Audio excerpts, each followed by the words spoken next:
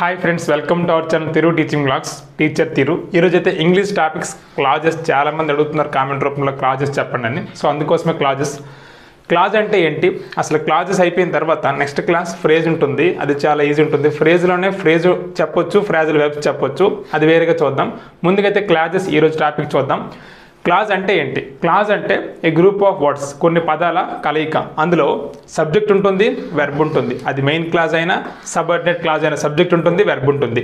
అది పూర్తిగా సెంటెన్స్ లాగా ఉంటుంది, లేదా పార్ట్ ఆఫ్ ఏ సెంటెన్స్ అంటే సెంటెన్స్లో భాగమైన అవ్వచ్చు, పూర్తిగా సెంటెన్స్ అయినా అవ్వచ్చు. దాని గురించి పూర్తిగా నేర్చుకుందాం. క్లాజ్ మరలా రెండు రకాలుగా ఉంటుంది. Main clause, subordinate clause. Main clause, subordinate clause. Main clause అంటే మీనింగ్ ఇస్తుంది, గివ్స్ కంప్లీట్ మీనింగ్ ఇచ్చేదే మెయిన్ క్లాజ్. కంప్లీట్ మీనింగ్ ఇస్తుంది. మరి ఇందులో సబ్జెక్ట్ ఉంటుంది, వెర్బ్ ఉంటుంది. కంప్లీట్ మీనింగ్ ఇస్తుంది కాబట్టి దీన్ని ఇండిపెండెంట్ క్లాజ్ అంటే ఎవరి మీద ఆధారపడదు, ఇండిపెండెంట్ క్లాజ్ అని అంటాం. అలా కాకుండా సబార్డినేట్ క్లాజ్ అంటే does not give complete meaning, పూర్తి మీనింగ్ ఇది ఇవ్వదు. ఇది దేని మీదైనా ఆధారపడుతుంది. ఇందులో కూడా సబ్జెక్టు వెర్బ్ ఉంటుంది. అసలు క్లాజ్ అంటేనే సబ్జెక్టు వెర్బ్ ఉంటుంది. అయితే సెంటెన్స్ అవుతుంది, లేదా పార్ట్ ఆఫ్ ఏ సెంటెన్స్ అవుతుంది. ఇది పార్ట్ ఆఫ్ ఏ సెంటెన్స్ అవుతుంది, ఎందుకంటే కంప్లీట్ మీనింగ్ని ఇవ్వదు. ఇది కంప్లీట్ మీనింగ్ ఇవ్వదు కాబట్టి దీన్నే డిపెండెంట్ క్లాజ్ అంటాం. సో క్లాజులు two types, main clause, subordinate clause. Main clause అంటే కంప్లీట్ మీనింగ్ ఇస్తుంది, ఇండిపెండెంట్ క్లాజ్ అంటాం, సబ్జెక్టు వెర్బ్ ఉంటుంది. సబార్డినేట్ క్లాజ్ అంటే does not give complete meaning అయితే పూర్తిగా ఇవ్వదు, సబ్జెక్టు వెర్బ్ రెండు ఉంటాయి. డిపెండెంట్ క్లాజ్ దేని మీదైనా ఆధారపడుతుంది, అంటే దీని యొక్క వాక్యం పూర్తి అవ్వాలంటే ఇండిపెండెంట్ క్లాజ్ మీద ఆధారపడి ఉంటుంది. అందుకే దీన్ని సబార్డినేట్ క్లాజ్ అని అంటాం. మరలా సబార్డినేట్ క్లాజ్ మూడు రకాలు. ఒకటి నౌన్ క్లాజ్, రెండు యాడ్జెక్టివ్ క్లాజ్, మూడు యాడ్వర్బ్ క్లాజ్. ఈ మూడు క్లాజుల గురించి నేర్చుకుంటే మన క్లాజెస్ అనే టాపిక్ ఈజీ అయిపోతుంది. అంటే ఈ మూడు మనకు గుర్తించడం రావాలి. ఒక వాక్యంలో ఒక క్లాజ్ ఇస్తే అది నౌన్ క్లాజా, యాడ్జెక్టివ్ క్లాజా, యాడ్వర్బ్ క్లాజా. సింపుల్గా ఒకటి క్లూ, వాట్ అనే క్వశ్చన్ మనకు వేయడం వస్తే మొత్తం ఈ మూడు క్లాజులు కూడా ఈజీగా గుర్తించే ట్రిక్ అయితే వాట్ అనే క్వశ్చనే. అదే ఇప్పుడు నేర్చుకుందాం.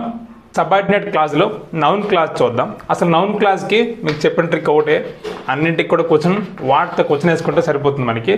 చూడండి, ఐ నో నాకు తెలుసు, వేర్ హీ హ్యాస్ గాన్. ఇక్కడ వేర్ హీ హ్యాస్ గాన్ అనేది సబార్డినేట్ క్లాజ్. ఐ నో అనేది అది పూర్తి అయిపోయిన సెంటెన్స్ అనమాట, అది మెయిన్ క్లాజు. ఐ నో ఇది సబ్జెక్ట్ ఉంది, వెర్బ్ ఉంది, నాకు తెలుసు అది పూర్తి మీనింగ్ ఇస్తుంది కాబట్టి అది మెయిన్ క్లాజు. ఇక్కడ వేర్ హీ హ్యాస్ గాన్ ఈ సబార్డినేట్ క్లాజ్ వదిలేసి ఈ వాట్తో ఈ మెయిన్ క్లాజు క్వశ్చన్ వేసుకోవాలి మనము. వాట్ ఐ నో నాకేం తెలుసు, వేర్ హీ హ్యాస్ గాన్ అతడు ఎక్కడికి వెళ్ళాడో అది నాకు తెలుసు.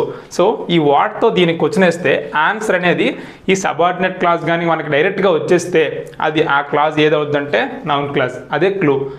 వాట్తో క్వశ్చన్ వేసుకుంటాం. వాట్ ఐ నో నాకేం తెలుసు, వేర్ హీ హ్యాస్ గాన్ ఈ మీనింగ్ మొత్తం మనకు తెలుగులో రావాలి. వేర్ హీ హ్యాస్ గాన్ అతను ఎక్కడికి వెళ్ళాడో అది నాకు తెలుసు కాబట్టి ఆ వాట్ అనే క్వశ్చన్కి ఇది కంప్లీట్ మీనింగ్ ఇస్తుంది కాబట్టి అది నౌన్ క్లాజ్ అవుతుంది. ఇది నౌన్ పాత్ర పోషిస్తుంది. ఐ నో ఎలా అంటే ఈ వాక్యంలో సబ్జెక్టు, వెర్బు, ఆబ్జెక్ట్ అనమాట. ఇదంతా ఆబ్జెక్ట్ అనుకుంటే ఆ ఆబ్జెక్ట్ పాత్రలో నౌన్ క్లాజ్ పాత్ర పోషిస్తుంది. ఈ నౌన్ క్లాజ్ మనలో ఇక్కడ ఆబ్జెక్ట్ పాత్ర పోషిస్తుంది కాబట్టి ఇది కంపల్సరీగా నౌన్ క్లాజ్ అయ్యే ఉంటుంది. వాట్ ఐ నో నాకేం తెలుసు, వేర్ హీ హ్యాస్ గాన్ అనేది నాకు తెలుసు కాబట్టి అది నౌన్ క్లాజ్ అవుతుంది. రెండో చూద్దాం. She informed me that she would come. ఆవిడ ఇన్ఫార్మ్ చేసింది ఆమె వస్తుందని. చూడండి, ఇక్కడ దట్ షీ వుడ్ కమ్ అనేది subordinate clause, she informed me అది మెయిన్ క్లాజ్. ఇప్పుడు క్వశ్చన్ మరలా వాట్తో, వాట్ షీ ఇన్ఫార్మ్డ్ మీ ఆమె నాకేం సమాచారం ఇచ్చింది. దట్ షీ వుడ్ కమ్ ఆవిడ వస్తుందని నాకు సమాచారం ఇచ్చింది. డైరెక్ట్గా వస్తుంది కాబట్టి ఇది కూడా నౌన్ క్లాజ్ అవుతుంది. అలాగే మూడవది how she solved the problem surprised me. చూడండి, ఇక్కడ ఆబ్జెక్ట్ ప్లేస్లో నౌన్ క్లాజ్ ఉంది, ఇక్కడ సబ్జెక్ట్ ప్లేస్లో ఉంది. ఇదంతా చూసుకుంటే how she solved the problem అనేది సబార్డినేట్ క్లాజ్. సర్ప్రైజ్డ్ మీ ఆశ్చర్యపొందేలా నన్ను చేసింది. ఇప్పుడు క్వశ్చన్ దీనికి వేసుకోవాలి.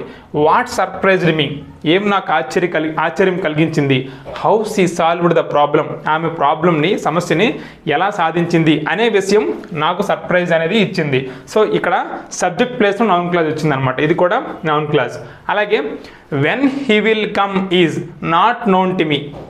ఇక్కడ ఇదంతా చూసుకుంటే is not known to me. What is not known to me అంటే నాకు ఏం తెలియదు.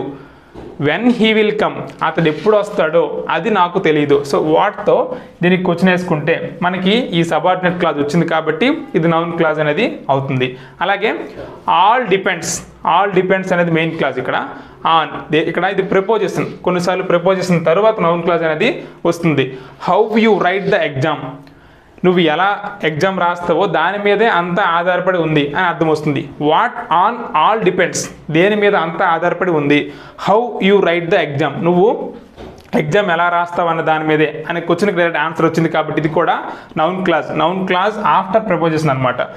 My believe is that she will pass. What is my believe, నా నమ్మకం ఏంటి? దట్ షీ విల్ పాస్, ఆమె పాస్ అవుతుంది అన్నదే నా నమ్మకం కాబట్టి ఇది నౌన్ క్లాజ్ అవుతుంది. అలాగే my dream is that I would become a teacher. వాట్తో ఇలా క్వశ్చన్ వేసుకోవాలి. వాట్ ఈజ్ మై డ్రీమ్, నా యొక్క కోరిక ఏంటి? That I would become a teacher. So ఇదంతా ఆన్సర్ వస్తుంది కాబట్టి ఇదంతా నౌన్ క్లాజ్ అవుతుంది. ఇలా మనమైతే ఇచ్చిన వాక్యంలో వాట్తో క్వశ్చన్ వేసుకోవాలి. దేనికంటే మెయిన్ క్లాజ్కి కానీ ఆ కంజంక్షన్ ఇచ్చిన తర్వాత వాక్యం కాకుండా ఆ ముందున వాక్యంకి అలా వేసుకుంటే మనకు ఈ సబార్డినేట్ క్లాజ్ అనేది ఆన్సర్గా వస్తే అదే నౌన్ క్లాజ్ అవుతుంది. ఇదే దీనికి clue word. Next adjective clause చూద్దాం. ఇంక రెండవ క్లాజ్ యాడ్జెక్టివ్ క్లాజ్. ఇది చాలా ఇంపార్టెంట్. ఇందులో మరి 2 రకాల క్లాజులు ఉన్నాయి. ముందుగా యాడ్జెక్టివ్ క్లాజ్ అంటే ఏంటి, దాన్ని ఎలాగా ఐడెంటిఫై చేయాలని నేర్చుకుందాం. ప్రతి యాడ్జెక్టివ్ క్లాజ్ ముందు యాంటెసిడెంట్ అంటే ఒక నౌన్ ఉంటుంది దాని ముందు, అది అందులో క్లూ వర్డ్ ప్లస్ వాట్తో క్వశ్చన్ వేసుకుంటే మనకి నౌన్ వస్తుంది. యాడ్జెక్టివ్ క్లాజ్ చదివినా కూడా ఈ నౌనే ఆన్సర్ రావాలి. అది అలాగో ఒక ఎగ్జాంపుల్తో చూద్దాం. I saw A bye who was very weak. నేను ఒక అబ్బాయిని చూశాను ఎవరైతే చాలా వీక్గా ఉన్నారు. చూడండి వాట్తో క్వశ్చన్ వేద్దాం. వాట్ ఐ సా, నేనేం చూశాను? ఏ బాయ్, ఒక అబ్బాయిని చూశాను. ఇది సబార్డినేట్ క్లాజ్ కదా, దీనికి కూడా చూద్దాం. హూ వాజ్ వెరీ వీక్, ఎవరు వీక్గా ఉన్నారు? ఏ బాయ్, ఆ అబ్బాయి వీక్గా ఉన్నాడు. సో వాట్తో ఈ మెయిన్ క్లాజ్కి క్వశ్చన్ వేసుకుంటే ఆన్సర్ ఇది వస్తుంది. యాడ్జెక్టివ్ క్లాజ్ చదివినా కూడా ఆన్సర్ ఇది వస్తుంది. ఈ నౌన్ ఆన్సర్ వస్తుంది. సో ఇలా నౌన్ ఆన్సర్గా వచ్చేదే యాడ్జెక్టివ్ క్లాజ్. రెండో చూద్దాం. He got the first prize that everybody wants. ప్రతి ఒక్కరూ కోరుకునేదే అతడు పొందాడని అర్థం. సో వాట్ హీ గాట్, అతడు ఏం పొందాడు? First prize. The first prize ఇది నౌను. దట్ ఎవ్రీబడి వాంట్స్, ఏది ప్రతి ఒక్కరూ కోరుకుంటారంటే ద ఫస్ట్ ప్రైజే అందరూ కోరుకుంటారు. సో వాట్తో దీనికి క్వశ్చన్ వేసినా ఇదే వచ్చింది ఆన్సరు. యాడ్జెక్టివ్ క్లాజ్ చదివినా కూడా అదే ఆన్సర్ వచ్చింది కాబట్టి దట్ ఎవ్రీబడి వాంట్స్ అనేది యాడ్జెక్టివ్ క్లాజ్. మూడో చూద్దాం. I consulted the doctor whom you suggested. నువ్వు ఎవరినైతే సజెస్ట్ చేసావో నేను ఆ డాక్టర్నే కన్సల్ట్ చేశాను. వాట్ ఐ కన్సల్టెడ్, నేను ఏం కన్సల్ట్ చేశానంటే ద డాక్టర్ని. సో హూమ్ యూ సజెస్టెడ్, నువ్వు ఎవరిని కలవమన్నావో అతడే ఆ డాక్టర్. సో రెండిట్లకి కూడా ఆన్సర్ అదే వచ్చింది కాబట్టి I consulted the doctor. Whom you suggested, నువ్వు ఎవరిని కలవమన్నావు, సో అతను కూడా ద డాక్టర్ అనేది ఆన్సర్ వస్తుంది కాబట్టి the adjective clause. Next I know the reason. What I know the reason, నాకేం తెలుసు? రీజన్ తెలుసు. వై హీ ఫెయిల్డ్, ఎందుకు ఇతడు ఫెయిల్ అయిపోయాడు అనేదానికి కారణం నాకు తెలుసు కాబట్టి ఈ కారణాన్ని నౌన్ డిస్క్రైబ్ చేస్తుంది కాబట్టి ఈ క్లాజ్ అనేది యాడ్జెక్టివ్ క్లాజ్. చూడండి adjective clause simple, noun describe చేయాలి. మనం వాటితో క్వశ్చన్ అయ్యి కానీ ఆ నౌనే ఆన్సర్ రావాలి. అలా వస్తే మ్యాక్సిమం ఈ వాటితో క్వశ్చన్ వేసినప్పుడు రాకపోయినా ఈ డిస్క్రైబ్ చేసిన యాడ్జెక్టివ్ క్లాజ్ అనేది ఆ ముందున్న నౌన్ కానీ డిస్క్రైబ్ చేస్తే యాడ్జెక్టివ్ క్లాజ్ అవుతుంది. మరి 10th క్లాస్లో ఇచ్చాడు యాడ్జెక్టివ్ క్లాజ్ అనేది defining clause, non defining clause అని 2 టైప్స్. అది ఎలా మనం ఐడెంటిఫై చేయాలంటే ఈ 2 వాక్యాలు చూడండి బాగా అర్థమైపోతుంది. ఒకటవ చూస్తే the boy who got first rank given a prize. Ravi who got first rank was given a prize. రెండింట్లో కూడా హూ గాట్ ఫస్ట్ ర్యాంక్ రెండే ఉన్నాయి. ఇక్కడ ఇది డిఫైనింగ్ క్లాజ్ అవుతుంది, ఇది నాన్ డిఫైనింగ్ క్లాజ్ అవుతుంది. ఎలాగంటే చూద్దాం.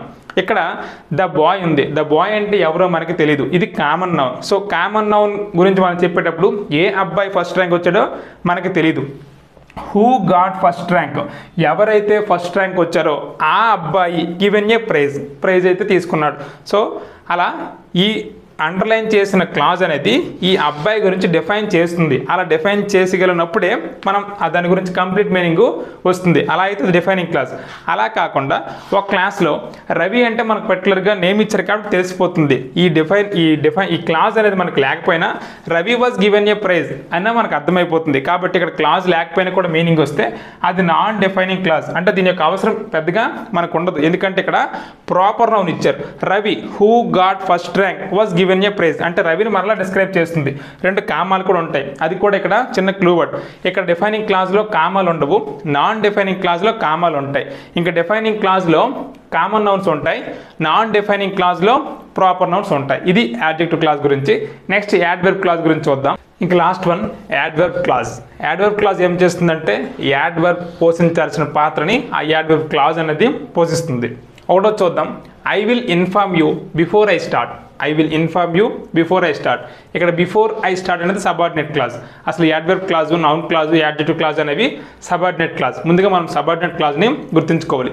బిఫోర్ ఐ స్టార్ట్, నేను బిఫోర్ ఐ స్టార్ట్ అయ్యే ముందు ఇన్ఫార్మ్ చేస్తాను. సో వెర్బ్ గురించి డినామినేట్ చేస్తుంది. కాబట్టి I will inform you before I start, నేను మొదలయ్యే ముందు నీకు సమాచారం ఇస్తాను, ఇన్ఫార్మ్ చేస్తానని చెప్తుంది. కాబట్టి ఇది adverb clause. I took pen after I reached home, నేను ఇంటికి చేరిన తర్వాత ఏం చేస్తానంటే టుక్ పెన్ తీసుకుంటాను. సో తీసుకోవడం గురించి వెర్బ్ గురించి చెప్తుంది. కాబట్టి ఇక్కడ ఆఫ్టర్ ఐ రీచ్డ్ హోమ్ అనేది యాడ్వర్బ్ క్లాజ్.